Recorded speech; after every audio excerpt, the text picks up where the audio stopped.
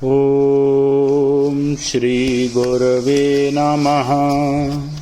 ॐ शान्तिः शान्तिः शान्तिः।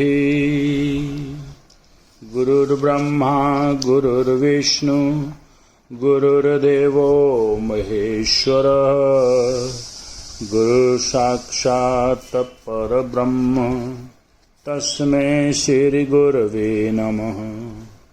ओम शान्तिः शान्तिः शान्तिः। प्रणाम भगवान। स्वामी रामतीर्थ जी के दिव्य ग्रंथ वेदांत शिखर से माया नामक चैप्टर चल रहा है, जिसका मूल मंत्र लिया हुआ है कि दुनिया कब, क्यों और कैसे। कल के सत्संग में बहुत अच्छा एक लाइन आई थी, जिसमें वो कहते हैं कि वेदांत द्वारा तुम देख सकोगे कि यह दुनिया एकदम तमाशा थी, केवल क्रीड़ा वस्तु थी, कोरा भ्रम था और कुछ नहीं। अब आगे माया का वही प्रश्न इस तरह भी किया जा सकता है, यदि मनुष्य परमेश्वर है तो वह अपने असली स्वभाव को क्यों भूल जाता है। वेदांत का उत्तर है, तुम में जो असली परमेश्वर है वह अपने वास्तविक स्वरूप को कभी नहीं भूलता। बहुत बढ़िया लाइन। तुम में जो असली परमेश्वर है वह अपने वास्तविक स्वरूप को कभी नहीं भूलता। तुम में जो वास्तविक परमेश्वर है वह यदि अपने सच्चे स्वभाव को भूल गया होता तो फिर निरंतर इस विश्व का शासन और नियंत्रण कैसे करता।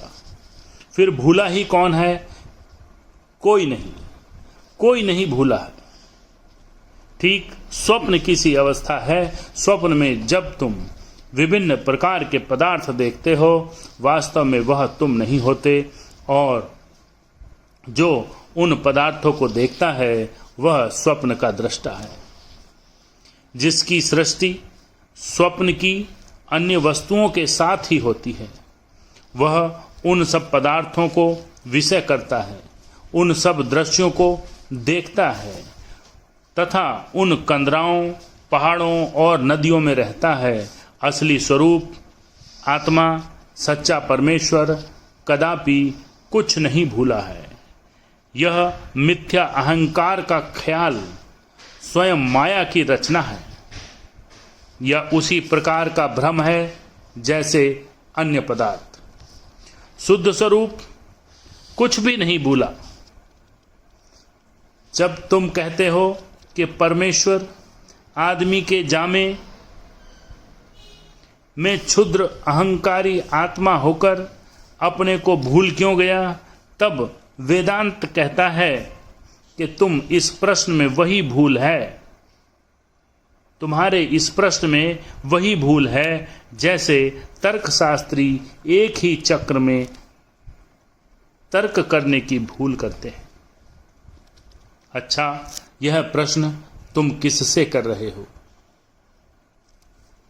यह प्रश्न तुम स्वप्न दर्शी दृष्टा से कर रहे हो या जागृत दृष्टा से कर रहे हो? स्वप्नदर्शी दृष्टा से तुम्हें यह प्रश्न नहीं करना चाहिए, क्योंकि वह कुछ नहीं भूला है। वह तो स्वयं भी वैसी ही रची हुई वस्तु है जैसी कि दूसरे पदार्थ जिनको वह देखता है, और जागृत अवस्था के असली दृष्टा से तुम प्रश्न कर नहीं सकते। प्रश्न भला कौन करेगा? तुम जानते हो कि प्रश्न में प्रश्न करने वाले को स्वयं स्वप्न में होना चाहिए,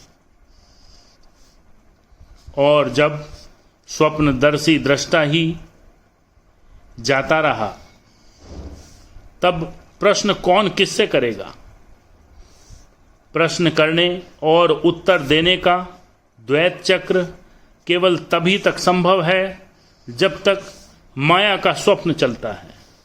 तुम केवल स्वप्नदर्शी दृष्टा से प्रश्न कर सकते हो और स्वप्नदर्शी दृष्टा उसके लिए उत्तरदायी नहीं है। स्वप्नदर्शी दृष्टा को हटा दो और फिर संपूर्ण दृश्य संसार, संपूर्ण स्वप्न ही लोप हो जाएगा। प्रश्न करने के लिए ही कोई नहीं रह जाएगा। कौन किससे प्रश्न करेगा? ओम शांति शांति शांति।